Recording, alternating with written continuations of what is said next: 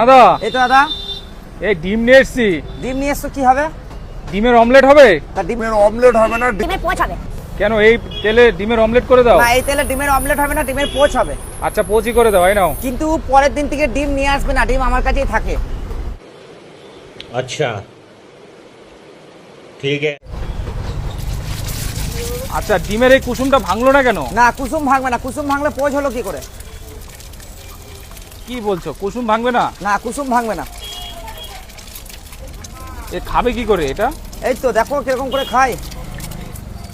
কতক্ষণ টাইম লাগবে এটা হতে? 2 মিনিট।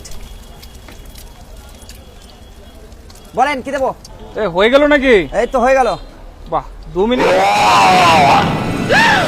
2 মিনিটই তো হয়ে গেল। 2 মিনিটও লাগে না, ডিমের পোচ।